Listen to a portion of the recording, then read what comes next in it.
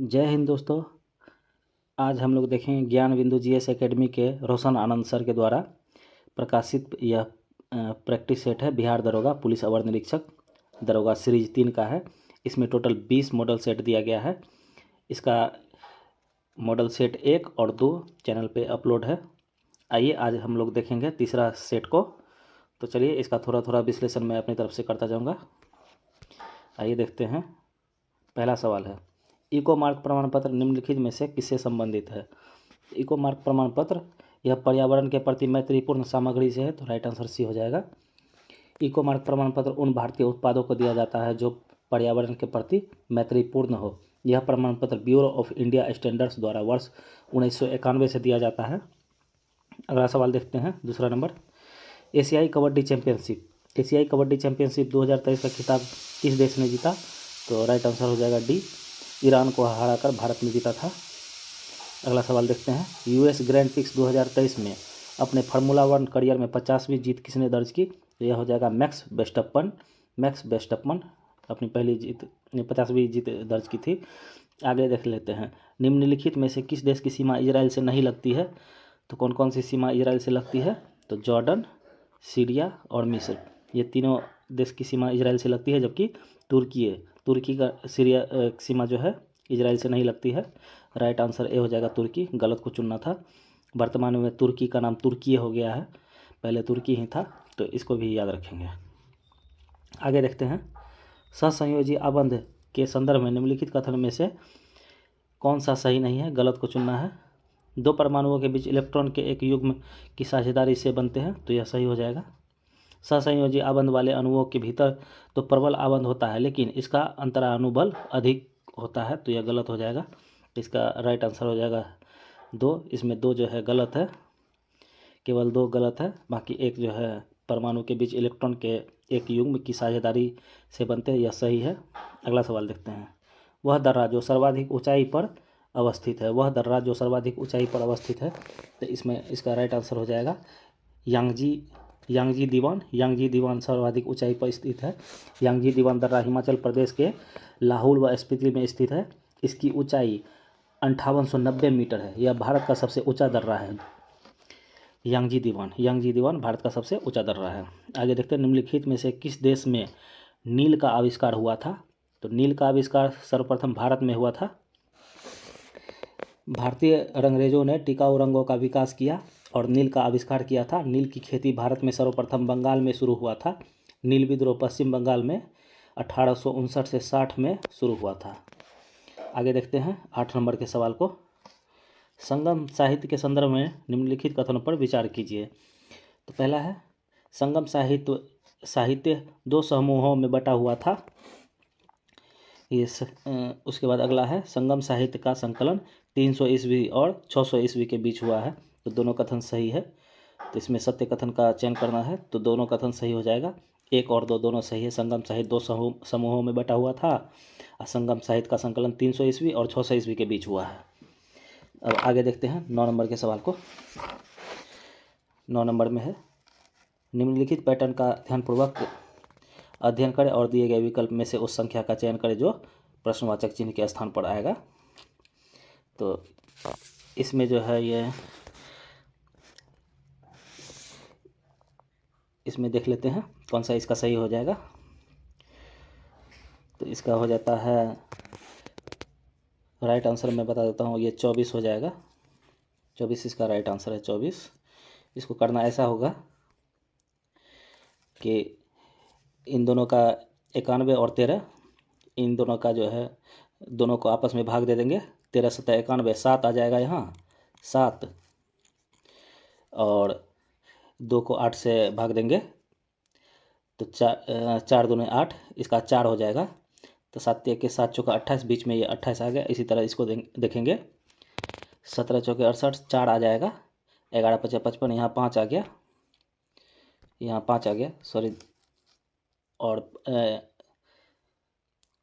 4 और 5 को दोनों को गुना करेंगे तो 20 आ जाएगा। उसी प्रकार यहाँ भी देखेंगे, 9 तिया 27, यहाँ 3 हो जाएगा, और 8 7 56, 8 8 तिया 24, यहाँ 24 आ जाएगा। तो यही राइट आंसर है इसका 24। आगे देखते हैं 10 नंबर का।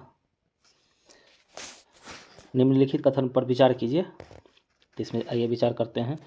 विजयनगर का प्रसिद्ध हजारा मंदिर कृष्णदेव राय के शासनकाल में निर्मित हुआ था, तो यह सही हो जाएगा।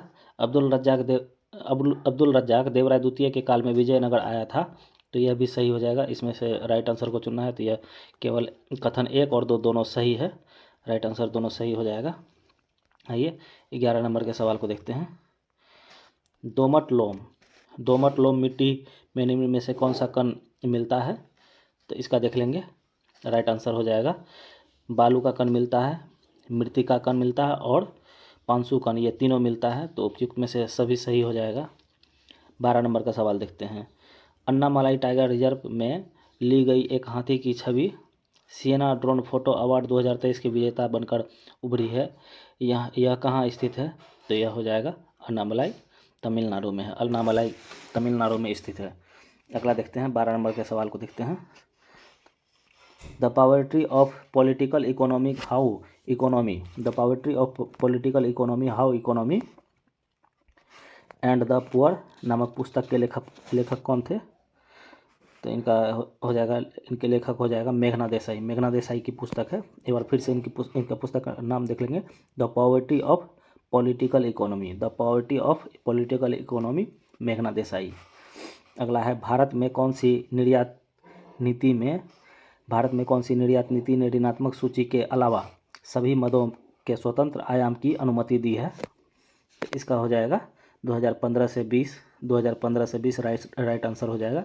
भारत की 2015 से 20 निर्यात नीति ने ऋणात्मक सूची के अलावा सभी मदों के स्वतंत्र आयाम की सूची अनुमति दी है। विदेश व्यापार नीति FTP 2015 से 20 का अनावरण 1 अप्रैल 2015 को भारत सरकार के द्वारा किया गया है। यह मेक इन इंडिया कार्यक्रम के अनुरूप वस्तु और सेवाओं के निर्यात को बढ़ावा देने के साथ साथ रोजगार सृजन और देश में मूल्यवर्धन बढ़ाने के लिए एक रूपरेखा प्रदान करता है। आगे देखते हैं 15 नंबर का। तो इसमें यह हो जाएगा, मैथ का सवाल है। इसमें तीनों को जो है काफ़ी आसान है। तीनों कारों की चाल को जो है ये करना है, तो इसका एलसीएम ले लेंगे। 1/2 रेशियो 1/3 रेशियो 1/4। नीचे का तीनों का एलसीएम ले लेंगे 12, इसका एलसीएम आ जाएगा और सभी में गुना कर देंगे।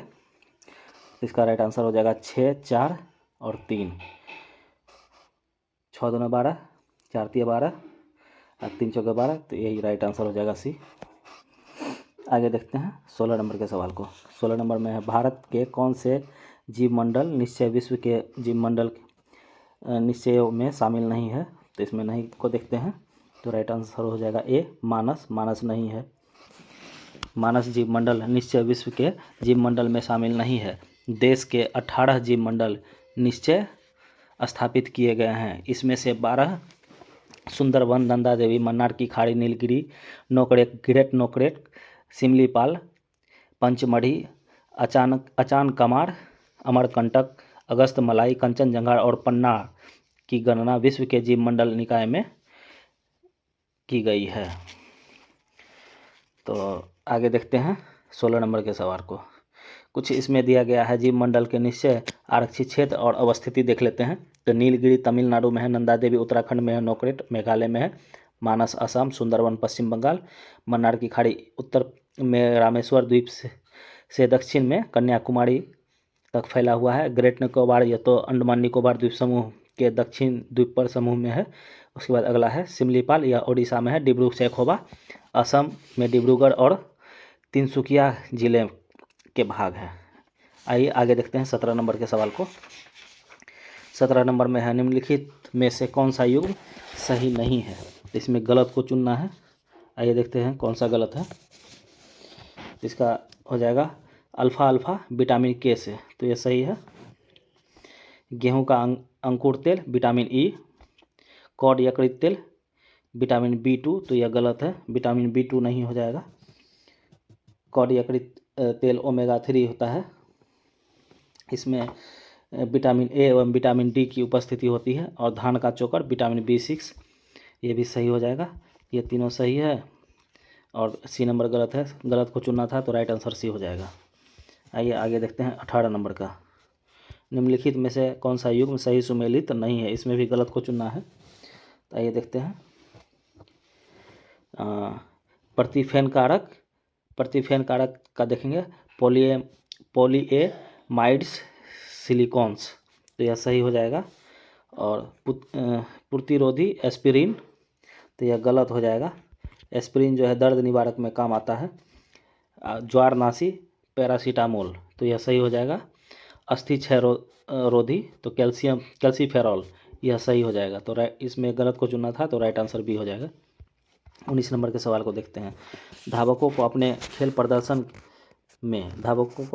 खेल प्रदर्शन में उन्नयन हेतु दिए जाने वाले खाद्य पदार्थ और पूरक को कहते हैं।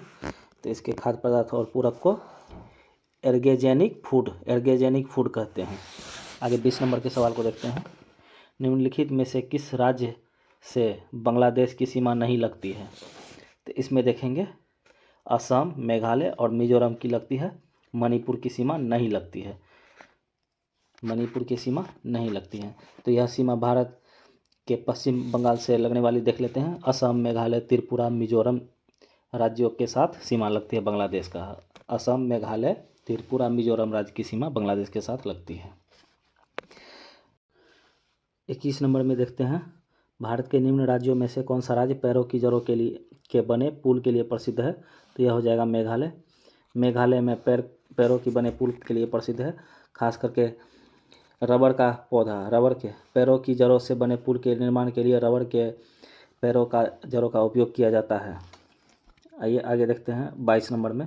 प्रधानमंत्री ने आर्द्र भूमि मैंग्रोव को पुनर्जीवित करने के लिए योजनाएं शुरू की है। इस संबंध में कथन कौन सा सही है? तो विश्व पर्यावरण दिवस के अवसर पर प्रधानमंत्री नरेंद्र मोदी ने अमृत धरोहर और मिष्टी योजना की शुरुआत की है, तो यह सही हो जाएगा।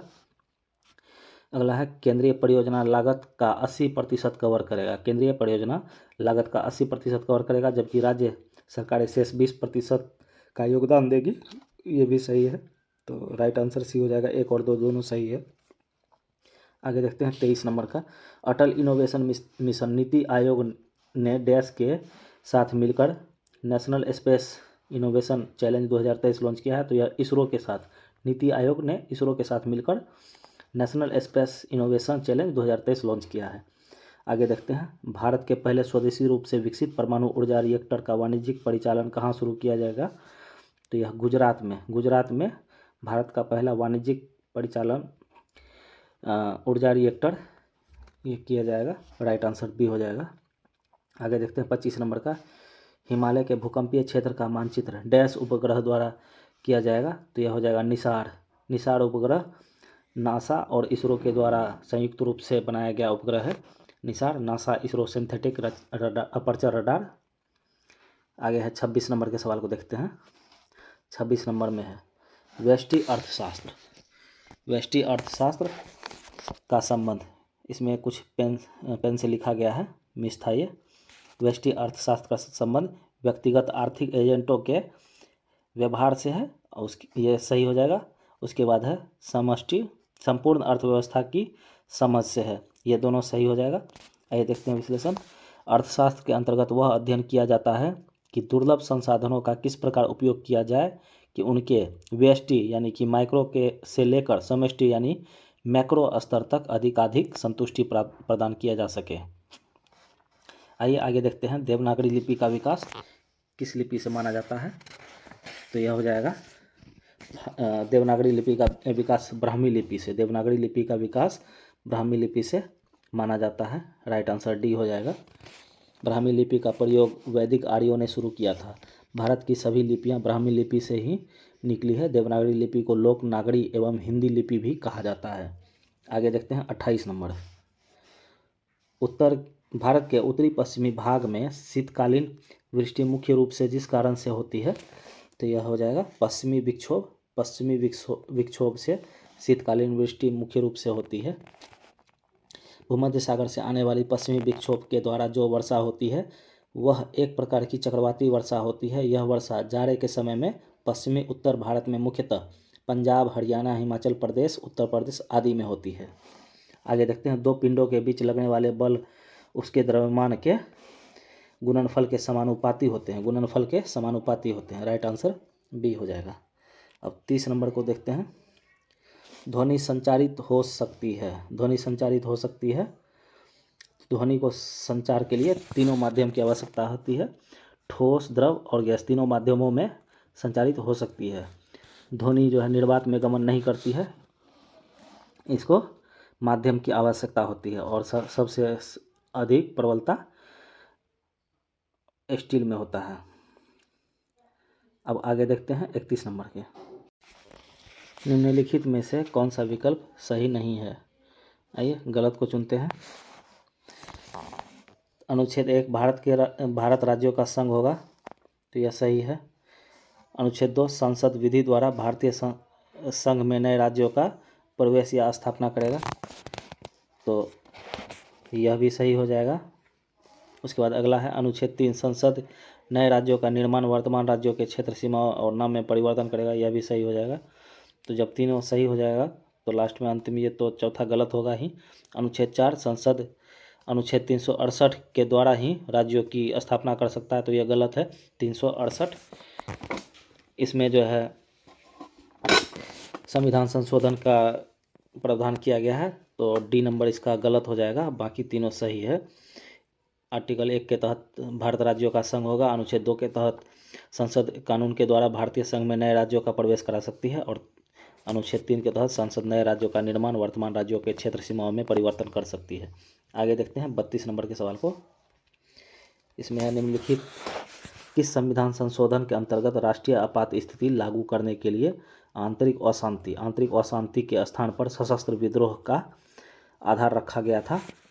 तो इसमें 32 का हो जाएगा ए 44वां संविधान संशोधन 1978।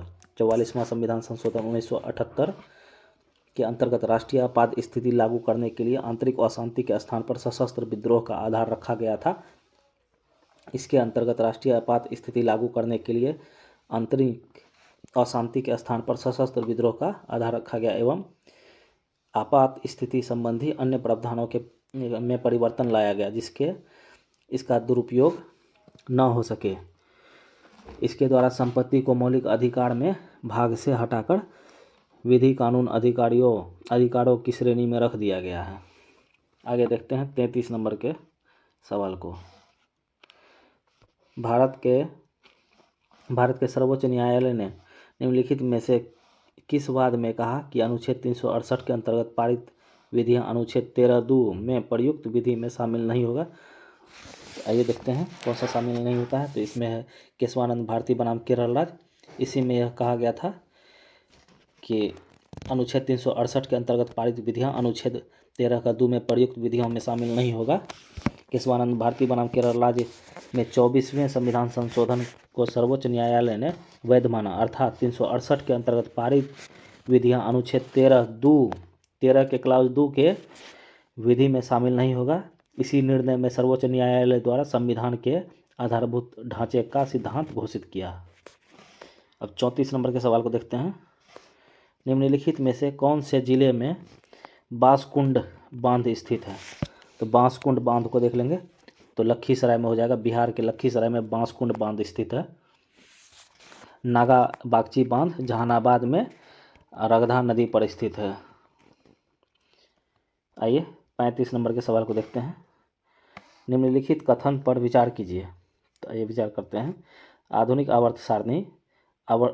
आवर्त सारणी में एक टेढ़ी मेढ़ी रेखा धातुओं से अलग करती है, तो यह सही हो जाएगा। अगला है, इस रेखा पर आने वाले तत्व बोरॉन, सिलिकॉन, कार्बन एवं आयोडीन धातुओं एवं अधातु दोनों के गुणधर्म प्रदर्शित करते हैं। तो इसमें सत्य कथन को करना है, तो इसमें ये 2 नंबर गलत हो जाएगा, तो केवल एक सही है। इसका राइट आंसर ए हो जाएगा। Right answer A. इस रेखा पर आने वाले तत्व boron, silicon, germanium, arsenic, antimony, tellurium एवं पोलोनियम धातुओं एवं अधातुओं दोनों के गुणधर्म प्रदर्शित करते हैं, इसलिए इन्हें अधातु या उपधातु भी कहा जाता है। आगे देखते हैं 36 नंबर। निम्नलिखित में से कौन सा कथन हरित क्रांति के बारे में सही नहीं है। आइए देखते हैं। तो इसका प्रारंभ 1966 में खरीफ ऋतु में हुआ था। तो यह सही है। इसका प्रारंभ अधिक उपज देने वाली बीजों के उपयोग से था, तो यह भी सही हो जाएगा। प्रारंभ में इसका लाभ पंजाब, हरियाणा और पश्चिम उत्तर भारत में था, तो यह भी सही है। यह केवल चावल के उत्पादन, चावल नहीं गेहूँ हो जाएगा, गेहूँ। तो इसमें गलत को चुना था, तो गलत यही है, तो राइट आंसर डी हो जाएगा। आइए आगे देखते हैं। स्वेथलिंग कप किस खेल से संबंधित है? तो स्वेथलिंग कप हो जाएगा टेबल टेनिस से। स्वेथलिंग कप का संबंध टेबल टेनिस से है। राइट आंसर बी हो जाएगा, टेबल टेनिस। आगे देखते हैं 38 नंबर। निम्नलिखित कथन पर विचार कीजिए। आइए विचार करते हैं, देखते हैं इसमें से। हीमोग्लोबिन के एक अणु में दो ग्लोबिन प्रोटीन के अणु जुड़े होते हैं, तो यह गलत हो जाएगा। रुधिर के अधिकांश CO2 का परिवहन कार्बोमिन हीमोग्लोबिन के रूप में होता है, तो यह भी गलत हो जाएगा।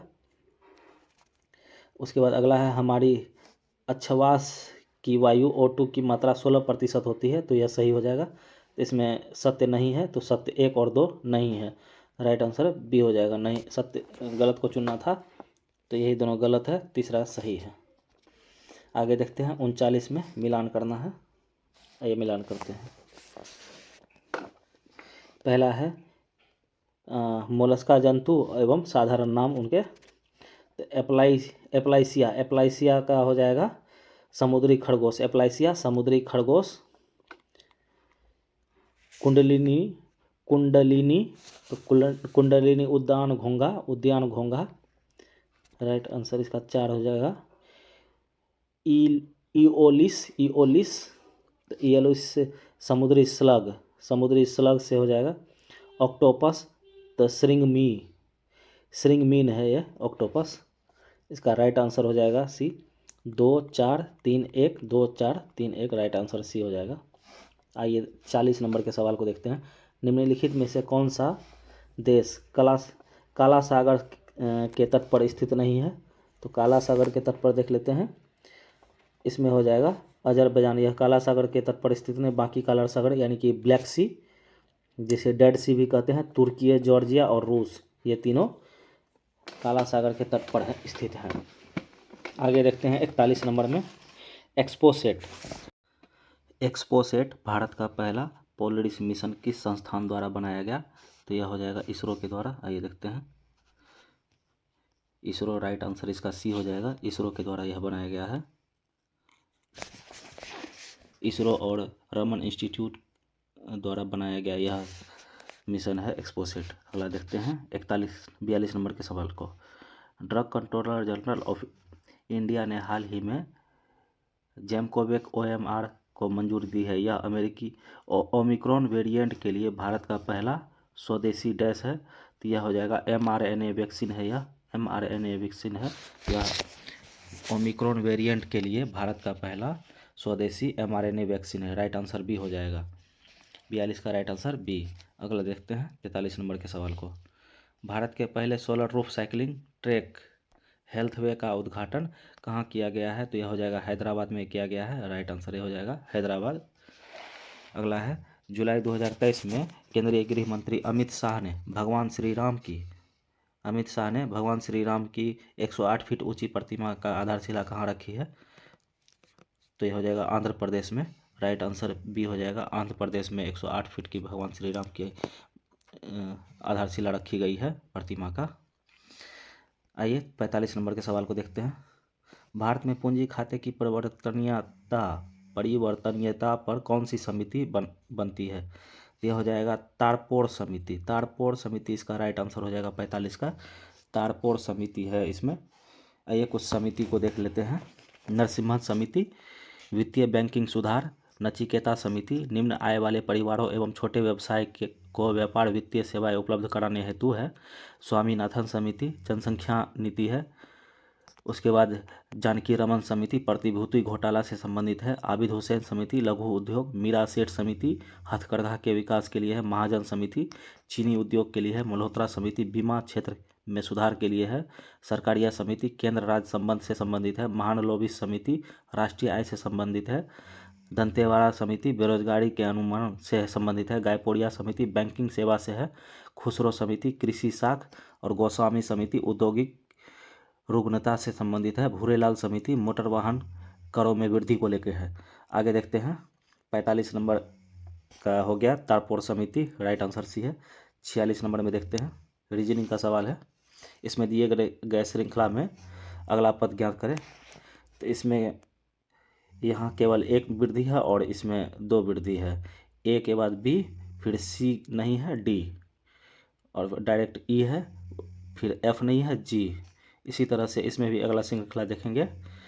जे के बाद के है, के के बाद एल नहीं होगा, एम और उसके बाद एम। तो राइट आंसर ए हो जाएगा, एम एन हो जाएगा। आइए देखते हैं 47 नंबर के सवाल को। निम्नलिखित में से कौन सी गैस वायुमंडल में स्थित अस्थायी गैस है? तो इसमें राइट आंसर हो जाएगा कार्बन डाइऑक्साइड। कार्बन डाइऑक्साइड वायुमंडल में स्थित अस्थायी गैस है। आगे अब देखते हैं 48 नंबर के सवाल को। 48 में देखते हैं निम्नलिखित कथनों पर विचार कीजिए। पहला है मुगल चित्रकला जहांगीर के काल में शीर्ष बिंदु पर थी। तो इसमें यह सही हो जाएगा। मुगल चित्रकला जहांगीर के काल में शीर्ष बिंदु पर थी। जहांगीर ने मंसूर को नादिर उल उस्र की उपाधि प्रदान की। तो यह भी सही हो जाएगा। जहांगीर ने मंसूर को नादिर उल अस्र की उपाधि प्रदान की। अब अगला है दो अस्पा एवं सिंह अस्पा शाहजहां ने शुरू किया था। तो यह गलत हो जाएगा। शाहजहां ने नहीं शुरू किया था, यह जहांगीर के द्वारा शुरू किया गया था। तो इसमें सही कथन का चयन करना है। तो केवल एक और दो इसमें सही हो जाएगा। राइट आंसर डी है। राइट आंसर डी, केवल एक और दो सही है। आगे देखते हैं निम्नलिखित में से कौन सा यूरोपीय युद्ध प्रथम कर्नाटक युद्ध के प्रारंभ होने के लिए उत्तरदायी है? तो इसका राइट आंसर हो जाएगा डी, ऑस्ट्रिया के उत्तराधिकार का युद्ध। ऑस्ट्रिया के उत्तराधिकार का युद्ध कर्नाटक के युद्ध होने का तत्कालिक कारण माना जाता है। इसका प्रथम कर्नाटक युद्ध हुआ था 1746 से 48 ईस्वी में। इसका पृष्ठभूमि यूरोप के दो शक्तियां ब्रिटेन और फ्रांस के मध्य लड़े गए थे। अब अगला देखते हैं 50 नंबर के सवाल को। 50 नंबर में है चोलकालीन कांस्य निर्मित नटराज की प्रतिमा। चोलकालीन कांस्य निर्मित नटराज की प्रतिमा निम्नलिखित विशेषताओं में से कौन सा सत्य नहीं है? तो ये देखते हैं गलत कुछ इसमें देखना है। तो इसमें शिव का आगे वाला दाहिना हाथ उसके उठे हुए पैर को इंगित करता है। तो ये गलत हो जाएगा, ये सही नहीं है। बाकी इसके अलावा जो भी है सही है। आइए देखते हैं इसमें शिव अपने ऊपरी दाहिने हाथ में डमरू धारण किए हुए हैं। तो यह सही हो जाएगा। आगे है उनके ऊपरी बाएं हाथ में शाश्वत अग्नि है। यह भी सही हो जाएगा। इस प्रतिमा में एक बौने जैसी आकृति को शिव के दाहिने पैर के नीचे दबा हुआ दिखाया गया है। यह भी सही हो जाएगा। तो इसमें गलत को चुना था, तो गलत डी है। शिव का आगे वाला दाहिना हाथ उसके उठे हुए पैर को इंगित करता है। ये गलत हो जाएगा। आगे देखते हैं 51 नंबर के सवाल को। भारत में पहली बार किस राज्य केंद्र शासित प्रदेश में लिथियम के भंडार मिले हैं? तो इसमें देखते हैं लिथियम के भंडार जम्मू कश्मीर में मिले हैं। लिथियम के भंडार जम्मू कश्मीर में मिले हैं। केंद्र शासित प्रदेश जम्मू कश्मीर में के रियासी जिले में केंद्र शासित प्रदेश जम्मू कश्मीर के रियासी जिले में सलाल हैमाना क्षेत्र में जियोलॉजिकल सर्वे ऑफ इंडिया के द्वारा बड़ी उपलब्धि हासिल की गई है। इसमें 5.9 मिलियन टन लिथियम के अनुमानित भंडार G3 का पता लगाया गया है। अब आगे देखते हैं 52 नंबर के सवाल को। भारतीय न्याय संहिता 2023, भारतीय नागरिक सुरक्षा संहिता 2023 और भारतीय साक्ष्य अधिनियम 2023 के संबंध में निम्नलिखित में से कौन सा कथन सही है? तो आइए देखते हैं कौन सा कथन सही है। इसमें भारतीय न्याय संहिता भारतीय दंड संहिता का स्थान लेगी। तो यह सही हो जाएगा। भारतीय नागरिक सुरक्षा संहिता आपराधिक प्रक्रिया अधिनियम का स्थान लेगी। यह भी सही हो जाएगा। तो इसमें एक और दो दोनों सही है।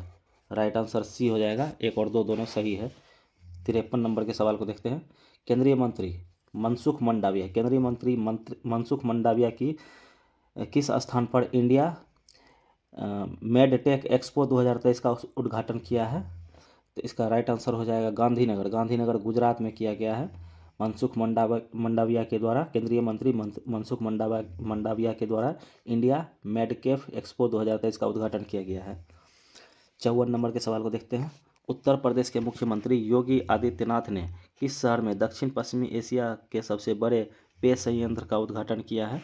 इसका हो जाएगा अमेठी में, उत्तर प्रदेश के अमेठी में, अमेठी जिले में जो है यह किया गया है। आगे देखते हैं 55 नंबर के सवाल। क्षोभ मंडल की औसत मोटाई, तो क्षोभ मंडल की औसत मोटाई इसमें देख लेंगे तो इसमें 13 किलोमीटर है, जो कि आंसर में कोई भी नहीं है। मंडल की मोटाई 13 किलोमीटर है, जो कि कोई भी नहीं है, तो इसमें से राइट आंसर डी हो जाएगा, इनमें से कोई नहीं। याद रखेंगे क्षोभ मंडल की औसत मोटाई 13 किलोमीटर है। अगला देखते हैं 56 का साधारण ब्याज पर, यह मैथ का सवाल है, तो इसमें मैं केवल आंसर बता दे रहा हूँ। तो इसका हो जाएगा 200, राइट आंसर बी हो जाएगा। अब 57 नंबर पे आते हैं। 57 में है निम्नलिखित को वरीयता क्रम में सजाए, तो इसमें वरीयता क्रम में सजाना है। कौन कितने वरीयता क्रम में आते हैं? सबसे पहले नंबर पे तो वैसे राष्ट्रपति आते हैं, लेकिन इसमें देख लेंगे इसमें सबसे पहले कौन आते हैं। तो सबसे पहले भारत के मुख्य न्यायाधीश आएंगे, सबसे पहले भारत के मुख्य न्यायाधीश 1 नंबर में हो जाएगा। उसके आगे है केंद्रीय मंत्रिमंडल के मंत्री हो जाएगा 2, और उसके बाद तीसरा है संघ लोक सेवा आयोग, संघ लोक सेवा आयोग के अध्यक्ष, इनका स्थान तीसरा हो जाएगा। भारत के नियंत्रण एवं महालेखा परीक्षक, इनका स्थान चौथा हो जाएगा। तो हो जाएगा 4 2 3 1 4 2, सॉरी माफ़ करेंगे, 2 4 3 1, 2 4 3 1, तो राइट आंसर सी हो जाएगा। आइए देख लेते हैं वरीयता क्रम। पहले स्थान पे आएंगे राष्ट्रपति, दूसरे नंबर पे उपराष्ट्रपति, तीसरा प्रधानमंत्री, चौथे राज्य के राज्यपाल अपने अपने राज्य में, और 5वें भूतपूर्व राष्ट्रपति, और 5 के क में उप प्रधानमंत्री आते हैं। 6ठा नंबर में वरीयता क्रम में भारत के मुख्य न्यायाधीश, लोकसभा अध्यक्ष, और 7वें नंबर पे केंद्रीय मंत्रिमंडल के मंत्री, राज्यों के मुख्यमंत्री अपने अपने राज्य में, उपाध्यक्ष, नीति आयोग, भूतपूर्व प्रधानमंत्री, राज्यसभा और लोकसभा के विपक्ष के नेता, और क में है भारत रत्न से सम्मानित। ये सभी 7वें नंबर पे आते हैं वरीयता क्रम में। आइए आगे 58 नंबर। निम्न में से कौन सी जोड़ी संस्था और संविधान के अनुच्छेद से सुमेलित है? तो इसमें हो जाएगा संघ और राज्य के लिए लोक सेवा आयोग, अनुच्छेद 315, तो यह सही हो जाएगा। एक हमारा सही, बाकी ये सब अखिल भारतीय सेवाएं अनुच्छेद 323 का को ये सब गलत है। इसका राइट आंसर 312 हो जाएगा। 312 अनुच्छेद 312 में इसका वर्णन किया गया है। आइए आगे 59 नंबर के सवाल को देखते हैं। किस संविधान संशोधन अधिनियम द्वारा लोकसभा तथा विधानसभा की अवधि 5 वर्ष के लिए 5 वर्ष के स्थान पर 6 वर्ष कर दी गई थी? तो यह 42वां संविधान संशोधन 1976 के द्वारा यह प्रावधान किया गया था। अब आगे देखते हैं 60 नंबर के सवाल को। प्रत्येक वर्ष जैव विविधता का अंतर्राष्ट्रीय दिवस मनाया जाता है, तो यह 22 मई को हो जाएगा। 22 मई को प्रत्येक वर्ष जैव विविधता का अंतर्राष्ट्रीय दिवस मनाया जाता है। 61 में देखेंगे एलईडी के बारे में विचार करें। एलईडी दुर्बल विद्युत धारा प्रवाहित होने पर भी दीप्त होती है, तो यह सही हो जाएगा। तो इसका राइट आंसर इसमें से गलत को, उपयुक्त में से कौन सा गलत कथन है, गलत को चुनना है। तो 2 और 3 गलत है इसमें से। ये देख लेते हैं, इसके लंबे तार को सदैव बैटरी के ऋण टर्मिनल से जोड़ा जाता है, तो ये गलत है। एलईडी के साथ 2 तार जुड़े होते हैं, इन तारों को डायोड कहते हैं, ये भी गलत हो जाएगा। तो 2 और 3 दोनों गलत है, राइट आंसर डी हो जाएगा। आगे देखते हैं इनमें से कौन सा कथन सही नहीं है, गलत को चुना है। तो केकड़े के नेत्र बड़े होते हैं, गलत हो जाएगा ये भी। केकड़े के नेत्र छोटे होते हैं। तितली को बहुत छोटे नेत्र होते हैं, तो उल्टा है, तितली का नेत्र बहुत बड़ा होता है। यह पीछे भी देख सकती है। उल्लू के नेत्र में छोटी कॉर्निया होती है, तो यह भी गलत हो जाएगा। उपर्युक्त में से कोई भी सही नहीं है, राइट आंसर डी हो जाएगा। अगला देखते हैं 63 नंबर। स्टॉक एक्सचेंज निम्न में से किसका हिस्सा है? स्टॉक एक्सचेंज के बारे में देख लेंगे। यह रिसोर्स शेयरिंग संसाधन के बंटवारे से संबंधित है, तो राइट आंसर इसका ए हो जाएगा। भारत में कुल पंजीकृत स्टॉक एक्सचेंज की संख्या 23 है। 23 स्टॉक एक्सचेंज भारत में अभी कार्य कर रहे हैं वर्तमान में। आइए 64 नंबर के सवाल को देखते हैं। इसमें मिलान करना है सूची 1 को सूची 2 से। जड़त्व, जड़त्व हो जाएगा द्रव्यमान, जड़त्व का द्रव्यमान। संवेग, तो द्रव्यमान गुना वेग, द्रव्यमान गुना वेग। भार, द्रव्यमान गुना गुरुत्व त्वरण, भार द्रव्यमान गुना गुरुत्व त्वरण। आवेग, बल गुना समय, आवेग बल गुना समय। राइट आंसर सी हो जाएगा। राइट आंसर सी हो जाएगा। 1 का 2, बी का 3 और सी का 4, डी का 1। आइए 65 नंबर के सवाल को देखते हैं।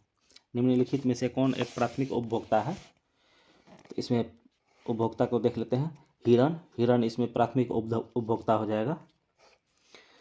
अब आगे देखते हैं 66 नंबर को। निम्नलिखित में भारी अर्थ को कट करने वाला शब्द है। भारी अर्थ को कट करने वाला शब्द इसमें देख लेते हैं। तो यह हो जाएगा गुरु, गुरु।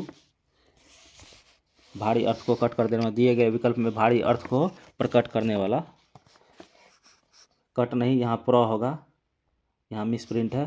भारी अर्थ को प्रकट करने वाला शब्द गुरु है। अन्य विकल्प असंगत है। गुरु शब्द का अर्थ पूज्य, शिक्षक तथा अध्यापक भी होता है। आगे देखते हैं 67 नंबर के सवाल को। 67 नंबर में है भारतीय वायुसेना IAF को किस देश में spice non light of site NLOS anti tank guided missile प्राप्त हुई है? तो इसका सही हो जाएगा इजराइल से यह प्राप्त हुआ है। Israel spice NLOS anti tank guided missile 30 kilometre की दूरी से लक्ष्य पर हमला कर सकती है। यह इजराइल से खरीदा गया है भारत के द्वारा। अब अगला देखते हैं 68 नंबर। 68 नंबर में है भारत और किस देश ने अपना पहला लाइव पेपरलेस लेन देन शुरू किया है? तो यह पेपरलेस लेन देन सिंगापुर के साथ शुरू किया गया है भारत का। 69 नंबर का सवाल देखते हैं। उपसर्ग की स्थिति कब बनती है? तो उपसर्ग की स्थिति 4 जनवरी को। राइट आंसर इसका हो जाएगा 4 जनवरी को उपसर्ग की स्थिति बनती है। 70 नंबर के सवाल को देखेंगे। स्तंभ कोशिका अनुसंधान के क्षेत्र में हुए नवीनतम विकास के संदर्भ में निम्नलिखित कथनों पर विचार कीजिए। तो ये देखते हैं, विचार करते हैं। ये केवल भ्रूण में पाई जाती है, तो यह सही हो जाएगा। यह केवल भ्रूण में पाई जाती है स्तंभ कोशिका यह अंगों के क्षतिग्रस्त ऊतकों की मरम्मत करता है, तो यह गलत हो जाएगा। सॉरी, माफ़ करेंगे, यह केवल भ्रूण में पाया जाता है, यही गलत है। बाकी यह अंगों की क्षतिग्रस्त ऊतकों की मरम्मत करता है, तो यह सही हो जाएगा। यह स्तनधारियों के जीवन भर स्वयं गुणन करता है, तो यह भी सही हो जाएगा। इसमें से सत्य कथन को चुनना था, तो सत्य कथन 2 और 3 सही है, बाकी 1 गलत है। यह भ्रूण कोशिका में पाई जाती है, यह गलत हो जाएगा। स्तंभ कोशिकाएं वयस्क एवं भ्रूण दोनों में पाया जाता है, इसमें केवल भ्रूण में दिया गया था। आगे देखते हैं 71 नंबर में। 3 जगत वर्गीकरण किसने प्रस्तुत किया है? 3 जगत वर्गीकरण हैकेले ने प्रस्तुत किया है। 3 जगत वर्गीकरण हैकेल ने प्रस्तुत किया है। 3 जगत वर्गीकरण। इस पद्धति के अनुसार सभी जीवों को जंतु जगत, पादप जगत तथा प्रोटिस्टा जगत में बांटा गया है। 3 जगत वर्गीकरण हैकेले ने 1866 में प्रस्तुत किया था। आइए आगे देखते हैं 72 नंबर के सवाल को। यात्री और उनकी राष्ट्रीयता के निम्न युग्मों में से कौन सा एक सही सुमेलित नहीं है? इसमें गलत को ढूंढना है। तो इसमें जी वेप्टिन वेटरनियर डच थे, तो यह गलत हो जाएगा। डच नहीं, ये फ्रांसीसी थे। जीन बैप्टिस्ट ट्रेवेनियर यह फ्रांस से थे। अब देख लेते हैं इब्न बतूता मोरक्को, यह सही हो जाएगा। दुर्वाते बारबोसा, तो यह पुर्तगाली यात्री थे, यह सही हो जाएगा। निकोलो मनुची यह वेनिस यात्री थे, यह सही हो जाएगा। तो इसमें गलत को ढूंढना था, गलत इसमें सी है, तो यही हमारा राइट आंसर हो जाएगा सी। जीन वेप्टिन ट्रेवेनियर यह डच नहीं फ्रांसीसी थे, फ्रांस के यात्री थे। आगे देखते हैं 73 नंबर में। मराठों के संदर्भ में निम्न में से कौन सा कथन गलत है? इसमें फिर से गलत को ढूंढना है। तो मराठों के संदर्भ में देख लेते हैं। दूसरा आंग्ल मराठा युद्ध सलवाई की संधि, सी नंबर का देखते हैं। दूसरा आंग्ल मराठा युद्ध सलवाई की संधि के साथ हुआ था, तो यह गलत है। सलवाई की संधि के साथ दूसरा आंग्ल मराठा युद्ध के बारे में यह गलत है। आगे देख लेते हैं। मराठा का दिल्ली पर शासन का सपना पानीपत की तीसरी लड़ाई में टूट गया था, तो यह सही हो जाएगा। मराठा सरदार एक पेशवा के अंतर्गत एक कन्फेडरी राज्यमंडल के सदस्य थे, तो यह भी सही हो जाएगा। तीसरे आंग्ल मराठा युद्ध के बाद पेशवा को कानपुर के पास बिठूर में पेंशन पर भेज दिया गया, यह भी सही हो जाएगा। इसमें गलत यही है, तीसरा सी नंबर का। दूसरा आंग्ल मराठा युद्ध, सलवाई की संधि, दूसरा आंग्ल मराठा युद्ध में ये गलत हो जाएगा, गलत को ढूंढना था, यही राइट आंसर हो जाएगा सी। 74 का देखते हैं। प्रथम शिक्षा आयोग की नियुक्ति किसने और किस वर्ष की थी? तो यह हो जाएगा लॉर्ड माउंटबेटन ने, सॉरी माफ़ करेंगे, लॉर्ड रिपन ने 1882 ईस्वी में, लॉर्ड रिपन ने 1882 ईस्वी में प्रथम भारतीय शिक्षा आयोग की नियुक्ति की थी। 1854 में चार्ल्स वुड का घोषणा पत्र जारी किया गया था। इस घोषणा पत्र में भारतीय शिक्षा पर एक व्यापक योजना प्रस्तुत की गई थी। तो याद रखेंगे, प्रथम शिक्षा आयोग की नियुक्ति लॉर्ड रिपन ने किया था 1882 ईस्वी में। अब 75 नंबर के सवाल को देखते हैं। निम्नलिखित में से कौन सा युग्म सही नहीं है? आइए देखते हैं इसमें से गलत कौन सा है। तो इसमें गलत हो जाएगा वेल्ड ऑस्ट्रेलिया। ये तो घास के मैदान और महाद्वीप के बारे में देखना है, तो वेल्ड जो है ऑस्ट्रेलिया, ये गलत सुमेलित है। प्रेयरी उत्तरी अमेरिका, यह सही है। पंपास दक्षिण अमेरिका, यह सही है। स्टेपीज यूरोप, यह सही है। वेल्ड जो है दक्षिण अफ्रीका हो जाएगा, दक्षिण अफ्रीका। तो गलत को चुनना था, डी नंबर हमारा गलत है। अब इसमें मिलान करेंगे। उस वेन आरेख का चयन करें जो निम्न वर्गों के बीच के संबंध में सर्वोत्तम ढंग से निरूपित करता है। तो महिला, प्रोफेसर और विधवाएं, महिला, प्रोफेसर और विधवाएं। तो इसमें राइट आंसर डी हो जाएगा, 76 का डी हो जाएगा। महिला, प्रोफेसर और विधवाएं, महिला, प्रोफेसर, विधवाएं। तो राइट आंसर डी है। आगे देखते हैं 77 नंबर को। सूची 1 को सूची 2 से सम्मिलित करना है। आइए देखते हैं, मिलान करते हैं। इसमें हो जाएगा पारा, तो कमरे के ताप पे द्रव अवस्था में होती है पारा। सीसा, तो उष्मा का कुचालक होता है, सीसा उष्मा का कुचालक है। सोडियम, चाकू से आसानी से काटा जा सकता है। चांदी, तो विद्युत का अच्छा सुचालक है। तो इसका राइट आंसर हो जाएगा डी, 2 3 4 1, 2 3 4 1। राइट आंसर डी हो जाएगा 2 3 4 1। आइए 78 नंबर के सवाल को देखते हैं।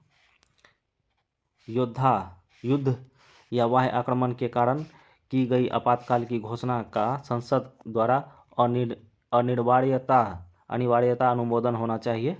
तो यह हो जाएगा 1 महीने में युद्ध या बाह्य आक्रमण के कारण की गई आपात की घोषणा का संसद द्वारा अनिवार्यता 1 महीने में अनुमोदन होना चाहिए। मूल संविधान में आंतरिक अशांति या बाह्य आक्रमण के आधार पर आपातकाल की घोषणा का प्रावधान था। 44वें संविधान संशोधन के द्वारा आंतरिक अशांति, विद्रोह एवं बाह्य आक्रमण पर आपात की घोषणा का प्रावधान किया गया है। अब आगे देखते हैं 79। आर्थिक नियोजन एक विषय है, तो यह है समवर्ती सूची का विषय है। आर्थिक नियोजन समवर्ती सूची का विषय है। अब 80 नंबर में देख लेते हैं। संविधान किस अनुच्छेद में राज्यपाल के शपथ का प्रावधान करती है? तो राज्यपाल का शपथ का प्रावधान अनुच्छेद 159 159 में, इसका प्रावधान राज्यपाल के शपथ का प्रावधान 159 में किया गया है। वर्तमान में बिहार के राज्यपाल आरिफ मोहम्मद खान हैं, जिन्होंने हाल में ही शपथ लिया है। राज्यपाल को शपथ चीफ जस्टिस, हाई कोर्ट के चीफ जस्टिस के द्वारा दिलाया जाता है। इसमें संविधान के अनुच्छेद 155 के अंतर्गत राज्यपाल की नियुक्ति राष्ट्रपति के द्वारा किया जाता है। संविधान के अनुच्छेद 159 में राज्यपाल के शपथ का प्रावधान है। राइट आंसर बी हो जाएगा। आगे देखते हैं 81 नंबर के। भारत में विदेशी प्रत्यक्ष निवेश से होने वाले प्रवाह को शामिल किया जाता है। तो इसमें हो जाएगा पूंजी खाते की जमा मदों में, पूंजी खाते की जमा मदों में। भारत में विदेशी प्रत्यक्ष निवेश से होने वाले प्रवाह को पूंजी खाते जमा के मदों में शामिल किया जाता है। पूंजी खाते की प्राप्तियों में विदेशी निवेश की प्राप्तियां व विदेशी ऋणों की प्राप्तियां शामिल रहती है। आगे देखते हैं 82 नंबर में। 82 नंबर के सवाल को देखते हैं। बिहार के किस मिट्टी को केला एवं लीची के बागवानी के लिए जाना जाता है? तो इसमें हो जाएगा टाल मिट्टी, सॉरी माफ़ करेंगे, टाल नहीं, बलसुंदरी मिट्टी। बिहार के किस मिट्टी को केला एवं लीची के बागवानी के लिए जाना जाता है? तो यह हो जाएगा बलसुंदरी मिट्टी। बलसुंदरी मिट्टी बिहार के उत्तरी मैदान में बंगाल क्षेत्र के बाद बलसुंदरी मिट्टी का क्षेत्र है। यह मिट्टी गहरे भूरे रंग की होती है तथा इसकी प्रकृति क्षारीय होती है। पूर्णिया के दक्षिण भाग से प्रारंभ होकर सहरसा, दरभंगा और मुजफ्फरपुर के दक्षिण भाग को घेरता हुआ संपूर्ण सारण जिला चंपारण को दक्षिण पश्चिमी भाग में विस्तृत इस मिट्टी को पुरानी जलोढ़ भी कहते हैं, जिससे चूने के तत्वों की प्रधानता 30% से अधिक है। यह क्षेत्र आम, लीची और केले के बागवानी के लिए प्रसिद्ध है। तो बलसुंदरी मिट्टी लीची और केला के लिए उपयुक्त हो जाएगा। अब 83 नंबर, दूसरे एससीओ यंग साइंटिफिक कॉन्क्लेव का आयोजन किस शहर में किया गया है? तो यह हो जाएगा बंगलुरु में। केंद्रीय विज्ञान और प्रौद्योगिकी मंत्रालय डॉक्टर जितेंद्र सिंह ने बंगलुरु में दूसरे एससीओ युवा वैज्ञानिक सम्मेलन का उद्घाटन किया है। संघाई सहयोग संगठन एससीओ एक अस्थायी अंतर्राष्ट्रीय अंतर सरकारी संगठन है। इसकी स्थापना वर्ष 2001 में की गई थी। इसका मुख्यालय बीजिंग, चीन में है। एससीओ का मुख्यालय बीजिंग, चीन में है। आइए 84 नंबर के सवाल को देखते हैं। 6 दिसंबर 2022 को ढाका में भारत द्वारा बांग्लादेश की मान्यता को चिन्हित करते हुए मंत्री दिवस की कौन सी वर्षगांठ मनाई गई? तो यह 2022 में मनाया गया था। 51वां वर्षगांठ मनाया गया था। राइट आंसर सी हो जाएगा। 85 का देख लेते हैं। इंडोनेशिया के निम्न में से किस भू क्षेत्र में भूमध्य रेखा स्पर्श नहीं करती है? तो इसका 85 का हो जाएगा जावा से भूमध्य रेखा स्पर्श नहीं करती है। तो कौन कौन से स्पर्श करती है? सुमात्रा, सुलावेसी और कालीमंतन। इन तीनों से जो है भूमध्य रेखा स्पर्श करती है।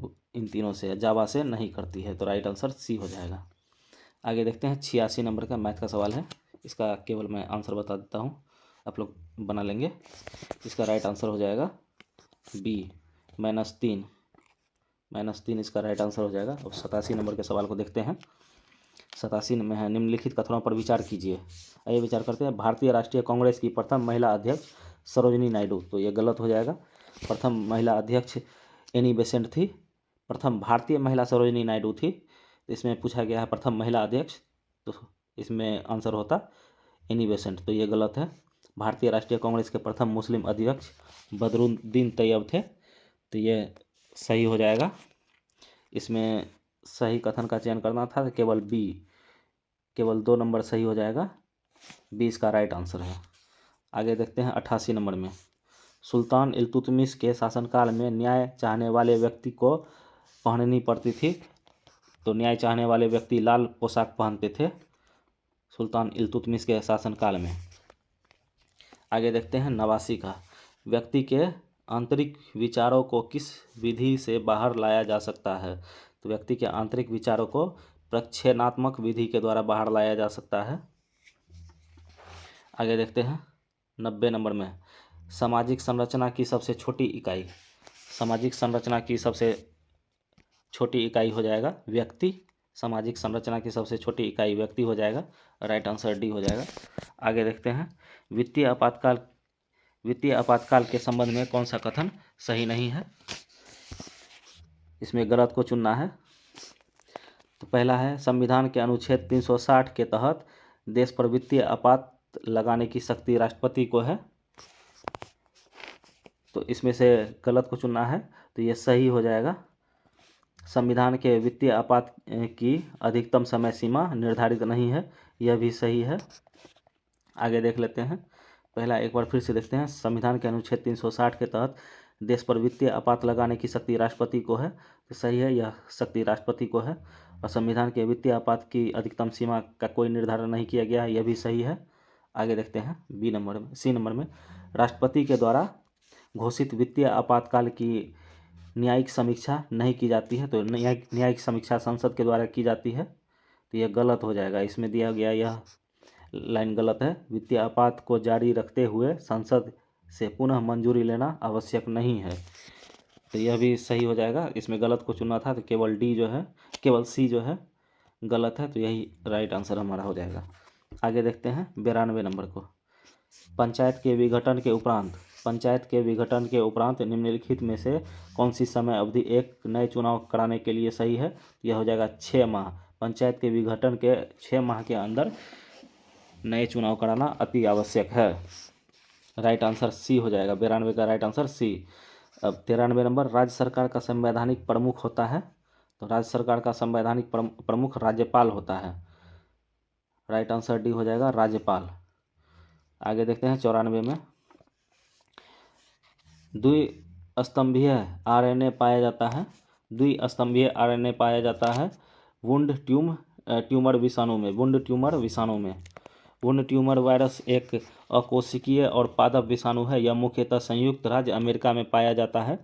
यह फाइटोरियो वायरस वंश की एक रियोविड्रवी परिवार से संबंधित है। आगे देखते हैं, उस पौधे के कुल का नाम बताइए जिससे कॉफ़ी प्राप्त किया जाता है। कॉफ़ी प्राप्त किया जाता है रूबिएसी कुल के पौधे से। रूबिएसी कुल के पौधे से कॉफ़ी प्राप्त किया जाता है। कॉफ़ी रूबिएसी कुल के फोकिया अरेबिका नामक पौधे के बीजों को भूनकर प्राप्त किया जाता है। अब इसमें कुछ कुल और पौधे को देख लेते हैं। अम्बेलीफेरी, तो धनिया, जीरा, सौंफ, गाजर। रोजेसी, स्ट्रॉबेरी, सेब, बादाम, नाशपाती, गुलाब। और पल्मी, सुपारी, ताड़, नारियल, खजूर। मिटरेसी, अमरूद, यूकेलिप्टस, जामुन, मेहंदी। कंपोजिटी, सूरजमुखी, गेंदा, कुसुम, डहेलिया। क्रूसीफेरी, तो मूली, सलजम और सरसों। आइए 96 नंबर को देखते हैं। किसी बिंदु के वास्तविक तथा समान साइज के प्रतिबंध को प्राप्त करने के लिए बिंब को उत्तल लेंस के सामने कहाँ रखा जाएगा? तो यह अनंत पर रखा जाएगा। राइट आंसर सी हो जाएगा, अनंत पर। अब 97 देखते हैं, अंतर्राष्ट्रीय श्रम संगठन का मुख्यालय कहाँ है? तो यह अंतर्राष्ट्रीय श्रम संगठन का जिनेवा हो जाएगा। अंतर्राष्ट्रीय श्रम संगठन का मुख्यालय जिनेवा में है। कुछ संगठन देखते हैं। अंतर्राष्ट्रीय श्रम संगठन ILO की स्थापना 1919 में जिनेवा में मुख्यालय है। अंतर्राष्ट्रीय मुद्रा कोष IMF स्थापना वर्ष 1944 में है। वाशिंगटन DC मुख्यालय हो जाएगा। विश्व बैंक वर्ल्ड बैंक का हो जाएगा 1944 में स्थापना, वाशिंगटन DC मुख्यालय। खाद्य एवं कृषि संगठन FAO 1945 स्थापना, रोम इटली मुख्यालय। आर्थिक सहयोग विकास संगठन OECD स्थापना 1961, पेरिस फ्रांस में मुख्यालय। संयुक्त राष्ट्र संघ UNO 1945 में स्थापना। न्यूयॉर्क अमेरिका में मुख्यालय। यूनेस्को 1945 में स्थापना, पेरिस फ्रांस में मुख्यालय। विश्व स्वास्थ्य संगठन WHO 1948 में स्थापना, जिनेवा स्विट्जरलैंड में मुख्यालय। आइए 98 नंबर के सवाल को देखते हैं। Fill in the blanks with subtitle article given in the option. He played dash apple and cut it into slice. तो इसमें एन हो जाएगा। He played an apple and cut into slice. तो बी नंबर इसका right answer हो जाएगा, B. आगे है, ट्रांसलेट इनटू इंग्लिश। अजय इतना कमज़ोर है कि वह परीक्षा में उत्तीर्ण नहीं हो सकता है। तो इसका राइट में ट्रांसलेट हो जाएगा, Ajay is too weak to pass the examination. तो राइट आंसर बी हो जाएगा इसमें। आगे देखते हैं 100 नंबर और आज का अंतिम सवाल है। किस राज्य सरकार ने राज्य को पूरी तरह से नशा मुक्त बनाने के लिए होप इनिशिएटिव शुरू किया गया है? तो यह हो जाएगा पंजाब सरकार के द्वारा नशा मुक्ति का अभियान काफ़ी ज़ोरों से चलाया जा रहा है। पंजाब सरकार ने राज्य को पूरी तरह से नशा मुक्त बनाने के लिए होप इनिशिएटिव शुरू किया है। पंजाब के मुख्यमंत्री भगवंत मान ने राज्य में नशीले दवाओं के खतरों से लड़ने की पहल की, नशीले दवाओं से दूर रहने का संकल्प लिया है। तो इसके साथ ही प्रैक्टिस सेट 3 का टोटल 100 सवाल करवा लिया गया काफ़ी मेहनत के बाद। आशा करता हूँ आप लोग चैनल को सब्सक्राइब करेंगे ताकि आने वाले हर वीडियो को आप लोग देख सकें। आगे भी मैं इसका अगला चैप्टर डालता रहूँगा। धन्यवाद।